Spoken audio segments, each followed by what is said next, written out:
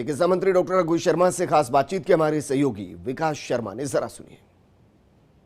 Corona महामारी के बीच राजस्थान सरकार ग्रास रूट पर मेडिकल इंफ्रास्ट्रक्चर को मजबूत करने में जुटी हुई है। उसी के तहत आज बड़ा फैसला किया है, जिसमें कि कम्युनिटी हेल्थ ऑफिसर्स की भर्ती जो पिछले 1.25 साल से विवादों में चल रही थी, उसको लेकर के विज्ञापन आज जारी कर दिया गया। हमारे साथ मौजूद है चिकित्सा मंत्री डॉक्टर रघु शर्मा, उनसे बात करते हैं। भर्ती के क्या मायने है, कितने पदों के लिए भर्ती होगी सर? जैसा मैंने विधानसभा में भी कहा था, 6310 CHOs के पदों पे भर्ती का काम शुरू किया है। पहले जो भर्ती का प्रोसेस था उसमें बहुत सवालिया निशान लगे थे। पेपर भी वही सेट कर रहे हैं, एग्ज़ाम भी वही कंडक्ट करा रहे हैं, एग्जामिनेशन के सेंटर भी वही तय कर रहे हैं। एक ट्रांसपेरेंट मैनर में भर्ती का काम होना चाहिए, मेरा ये मानना है, ताकि कोई हम पे प्रश्न चिन्ह लगे नहीं और आम आदमी को ये विश्वास रहे कि भर्ती की प्रक्रिया जो हुई है वो ईमानदारी से हुई है। हर भर्ती में अभी हमने 2000 डॉक्टर्स की भर्ती का काम MNIT के माध्यम से चल रहा था। हमें कुछ शिकायतें मिली, मैंने जांच कराई, जांच में शिकायतें कुछ ठीक निकली तो हमने वो परीक्षा रद्द कर दी, दोबारा एग्ज़ाम करने के लिए फिर प्रोसेस शुरू किया है। कोई भर्ती ऐसी नहीं होनी चाहिए जिस भर्ती पे कोई सवालिया निशान लगा सके, और ये डेमोक्रेसी में हमारी जिम्मेदारी भी बनती है। कम्युनिटी हेल्थ ऑफिसर की बात करें तो 2500 पदों के लिए भर्ती निकली थी, अब 2.5 गुना से अधिक पदों के लिए भर्ती उसमें निकाली गई है। कैसे देखते हैं बेरोजगारों के हिसाब से इसको? देखिए, भर्ती 6310 एक साथ हो रही है, तो इससे बड़ी अपॉर्चुनिटी राजस्थान के बेरोजगार लोगों को क्या मिल सकती है। अब वहाँ किस तरह से अखबारबाजी हुई, किस तरह की भ्रांतियाँ फैलाई गई, राज्य का 500 करोड़ का नुकसान हो जाएगा, 300 करोड़ का नुकसान हो जाएगा। मैंने तब भी कहा था कोई नुकसान नहीं होगा, हम भर्ती को करेंगे पूरा और यहाँ के बेरोजगारों को हम जॉब देंगे, लेकिन हम देंगे एक ट्रांसपेरेंट मैनर में, ऐसी व्यवस्था के तहत भर्ती होगी जिस पे कोई प्रश्न चिन्ह नहीं लगा सके। सर, पूरी भर्ती पे आपने कहा था कि पारदर्शी होगी और साथ में ये भी कहा था कि जो भी इसमें गड़बड़ी है उसकी जांच भी होगी। कोई जांच रिपोर्ट अभी तक आपके पास पहुंची इसकी? पहले 2500 जो लोगों की भर्ती हुई थी उसमें तो पेपर भी वही सेट कर रहे थे, एग्ज़ाम भी वही कंडक्ट कर रहे थे, एग्जामिनेशन के सेंटर भी वही तय कर रहे थे। ये हमारा काम नहीं है, ये बिल्कुल इंडिपेंडेंट एजेंसीज़ के द्वारा, अलग अलग एजेंसीज़ के द्वारा क्या पेपर सेट करने वाले लोग हैं वो अलग हों, सब चीज़ें उनका ध्यान रख के ही भर्ती होनी चाहिए, वरना हमारे पर आरोप लगना स्वाभाविक है। सर, कोरोना को लेकर बात करें तो 82,000 के आसपास केस हो गए हैं। क्या देखते हैं अब आगे की स्थिति? क्या इसको लो लेवल का स्प्रेड मान रहे हैं? देखिए, पॉजिटिव केसेस की संख्या तो पूरे कंट्री में बढ़ रही है। आप देखिए, अगस्त में 12 लाख पॉजिटिव केसेस पूरे देश में आए, जो दुनिया का सबसे ज़्यादा पॉजिटिव केसेस का आंकड़ा है। और अब तेज़ी से हम 10वें 11वें नंबर पे थे दुनिया के दूसरे मुल्कों की तुलना में, अब हम दूसरे तीसरे नंबर पे आ रहे हैं। चाहे मृत्यु दर की बात हो, चाहे एक्टिव केसेस की बात हो, चाहे पॉजिटिविटी के परसेंटेज में बात हो, पहले 3 में तो हम ही हैं, अमेरिका, ब्राज़ील और इंडिया। ऐसी परिस्थिति में राजस्थान में भी उसका असर तो होगा। पहले अनलॉक 1 हुआ, कुछ छूट दी गई, लोगों की आवाजाही बढ़ी। आवाजाही जब बढ़ेगी, इकोनॉमिक एक्टिविटीज़ रिवाइव हुई है, तो संक्रमण भी बढ़ने का खतरा रहता है सामने। फिर अनलॉक 2 में और छूट दी गई और पॉजिटिव केसेस की संख्या में वृद्धि हुई। अनलॉक 3, अनलॉक 4, अब अनलॉक 4 में कल हमारे 1466 पॉजिटिव केसेस आए, जो अब तक का सर्वाधिक था। अब पॉजिटिव केसेस बढ़ना कोई चिंता की बात नहीं है, हालांकि नहीं बढ़ने चाहिए, क्योंकि इसका सावधानी उपचार हम बार बार कह रहे हैं। लेकिन फिर भी चूँकि छूट इतनी मिल गई है तो पॉजिटिव केसेस बढ़ सकते हैं। लेकिन मुख्यमंत्री जी का जो फोकस है हर रिव्यू मीटिंग में रहता है कि हमारी रिकवरी भी उतनी शानदार होनी चाहिए। अगर 1466 लोग एक दिन में पॉजिटिव हुए हैं तो लगभग थोड़े अंतराल में ही उतने ठीक भी होने चाहिए, ताकि अब हमारी रिकवरी 81.26% है, जो कंट्री की एवरेज रिकवरी रेट से कहीं ज़्यादा है। 10 राज्यों की तुलना करें तो भी हमारा बेहतर परफॉर्मेंस है। और मृत्यु दर तो पूरी दुनिया, पूरे देश में सबसे कम हमारी है। कल 1.29 थी, आज 1.28 हो गई।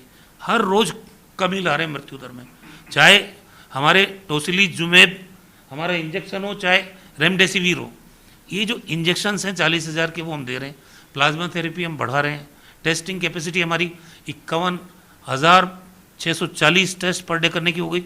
और मैंने जैसा कहा था कि 13 करोड़ की 2 मशीनें कोबोस 8800 हम अमेरिका से मंगवा रहे हैं। तो खुशी की बात है कि एक मशीन उसमें से SMS अस्पताल में आ भी चुकी है। अब वो उसको 15 दिन में हम उसमें टेस्ट शुरू कर देंगे, 2 घंटे में रिपोर्ट आ जाएगी। एक दिन में 4,500 टेस्ट उससे होंगे। दूसरी मशीन अक्टूबर के फर्स्ट वीक तक आ जाएगी, वो हम जोधपुर में लगाएंगे। इस तरह से राजस्थान में 60-65 हज़ार हमारी टेस्टिंग कैपेसिटी हो जाएगी। हमारे जो 11 जिले बचे हैं जहाँ टेस्टिंग फैसिलिटी नहीं है, तेज़ी से वहाँ काम हो रहा है इंफ्रास्ट्रक्चर का, वहाँ भी RT-PCR मशीनें लगा के हम उनको टेस्टिंग फैसिलिटी डेवलप कर लेंगे।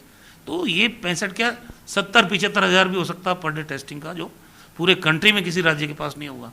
तभी तो मुख्यमंत्री जी ने कहा था कि जिन राज्यों में कम टेस्टिंग फैसिलिटी है वो 5,000 टेस्ट पर डे हमारे से करवा सकते हैं, क्योंकि ये महामारी है और हम किसी की मदद करें तो हमें खुशी होगी। आज भी 35,000 के करीब टेस्ट पर डे हम लोग कर रहे हैं। और मैंने जैसा कहा कि 100 में से 8 केस तो हैं जिनमें लक्षण दिखते हैं, 92 में केस ऐसे हैं जिनमें लक्षण ही नहीं दिखते हैं। एकमात्र टेस्टिंग ही विकल्प है जिसके माध्यम से आप ये जो बिना लक्षण के मरीज़ हैं पॉजिटिव, उनको चिन्हित कर सकते हो। उनको चिन्हित करेंगे तो उनको हम अस्पताल में भर्ती करेंगे ताकि फर्दर वो किसी और आदमी को संक्रमण अपना फैला नहीं पाए। तो कुल मिला के जिस ढंग से अभी विधानसभा का सत्र हुआ और अब लोकसभा का सत्र हो रहा है, मुख्यमंत्री जी ने कहा है कि आप सारे विधायक, क्योंकि कई विधायक हमारे, कई मंत्री पॉजिटिव हो गए, उनके टेस्ट कराओ। MPs जिनका लोकसभा का सत्र होने वाला है उनके टेस्ट कराओ। वो जो हमारे केंद्रीय मंत्री थे अर्जुन राम जी मेघवाल, वो भाभी जी पापड़ बेच रहे थे, उनको खुद को कोरोना हो गया और दुनिया को कह रहे थे कि ये भाभी जी पापड़ से आपको कोरोना नहीं होगा, उसका प्रचार कर रहे थे। वो कैलाश चौधरी जी पॉजिटिव हो गए, गजेंद्र सिंह जी पॉजिटिव हो गए, केंद्रीय मंत्री पॉजिटिव हो रहे हैं, हमारे राज्य के मंत्री पॉजिटिव हो रहे हैं, विधायक पॉजिटिव हो रहे हैं। तो उनके टेस्ट भी कराने के लिए मुख्यमंत्री जी ने डायरेक्शन किए। इसके अलावा राजस्थान में अभी 100 कोविड केयर बेड हमारे RUHS में लगेंगे। ऑक्सीजन फ्लो के बेड वो 4 गुना बढ़ाने के निर्देश हमने जारी किए हैं। निम्स में 100 बेड कोविड केयर के, 25 तो अभी ऑक्सीजन फ्लो के साथ चल रहे हैं, 75 और उनको कहा है कि आप बढ़ाओ। प्राइवेट हॉस्पिटल्स को अधिकृत करो और उनमें भी गरीब आदमी को निःशुल्क इलाज मिले, वो भी प्रक्रिया चालू है। 9 जगह पे राजस्थान में ज़्यादा पॉजिटिव केसेस हैं और उन्हीं 9 जगह पे हम फोकस कर रहे हैं। कोटा में हमने जैसे कोचिंग इंस्टीट्यूट के जो हॉस्टल्स थे अटैच टॉयलेट के साथ, उनमें बेड लगाओ, ऑक्सीजन वाले बेड बना दो और उनमें आप जो हल्के मरीज़ हैं जिनमें ज़्यादा गंभीर अवस्था में नहीं है, वो कोविड केयर सेंटर के रूप में डेवलप करके वहाँ करो। 3 अस्पताल प्राइवेट वहाँ अधिकृत किए हमने। तो जहाँ जहाँ संकट बढ़ रहा है उसको पूरा टारगेट करके कैसे संक्रमण को नियंत्रित रखा जाए, कैसे मृत्यु दर कम हो, कैसे हमारी रिकवरी रेट बढ़े, हमारा फोकस इसी पे है टोटल। सर, पूर्व चिकित्सा मंत्री ने आरोप लगाया था कि जो आंकड़े हैं उसको लेकर सरकार गलत पेश कर रही है। मौतों के आंकड़े भी डिफरेंस आ रहे हैं, पॉजिटिव के आंकड़े भी डिफरेंस आ रहे हैं। क्या देखते हैं आंकड़ों को, क्या रिपोर्टिंग में दिक्कत है या फिर इतने बड़े पैमाने पर जब काम होता है तो कहीं न कहीं एरर भी हो सकती है, मैं मानता हूँ, लेकिन इसमें राजनीति की गुंजाइश कहाँ है? शर्म आनी चाहिए उन लोगों को जो इसमें राजनीति तलाशते हैं। आपके पास कोई पॉजिटिव सजेशन है, आप हमें दीजिए, इम्प्लीमेंट करने को तैयार हैं।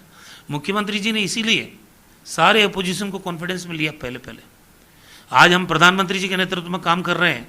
प्रधानमंत्री जी इसीलिए तारीफ कर रहे हैं कि राजस्थान सरकार का बेहतरीन काम रहा है कोविड मैनेजमेंट का। अभी 2-3 दिन पहले केंद्रीय स्वास्थ्य मंत्री हर्षवर्धन जी 2 मेडिकल कॉलेज के लोकार्पण हुए और 3 हमारे जो सुपर स्पेशलिटी ब्लॉक उनके लोकार्पण हुए। उस कार्यक्रम में उन्होंने जिन शब्दों में राजस्थान की मैनेजमेंट की, क्योंकि आंकड़े तो भारत सरकार के पास सारे राज्य हर रोज भेजते हैं, तो हमारी जो परफॉर्मेंस है कोविड में उसकी उन्होंने भी तारीफ की बहुत।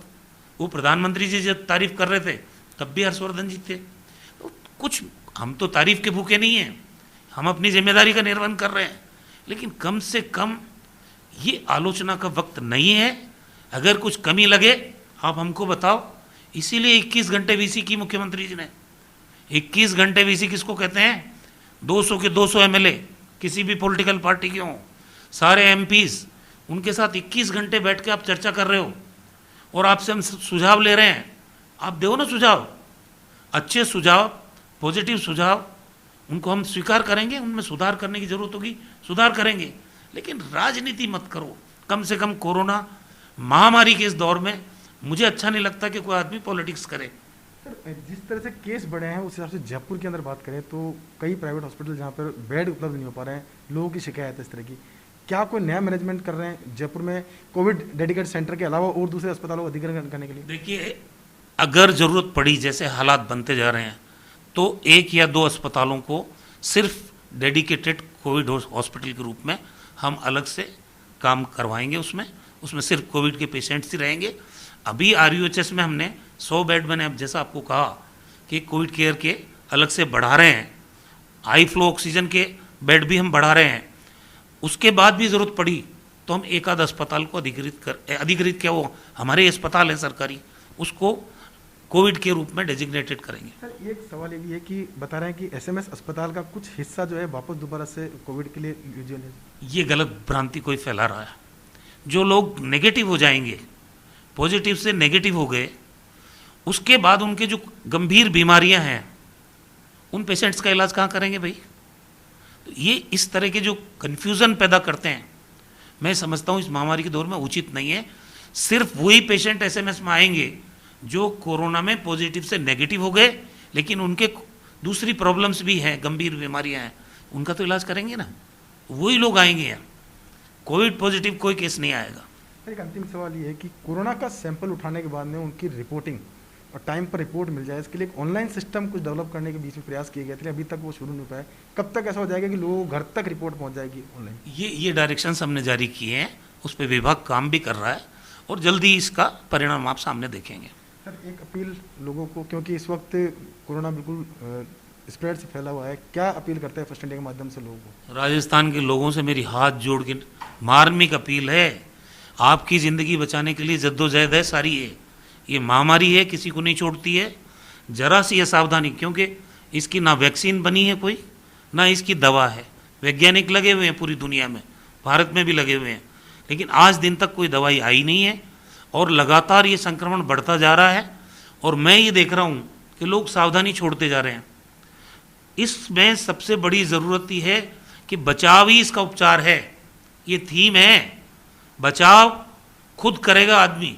आप मास्क लगाइए, भीड़ में इकट्ठा मत हो, सार्वजनिक जगह पे थूको मत, बार बार हाथ धोने की आदत डालो। ये तमाम सावधानियां जब तक हम अपनाएंगे नहीं, मैं देख रहा हूं कि राजस्थान में लापरवाही बढ़ रही है और ये लापरवाही हमको खतरे की तरफ ले जाएगी। इसीलिए मेहरबानी करके इन सावधानियों को नहीं छोड़ें।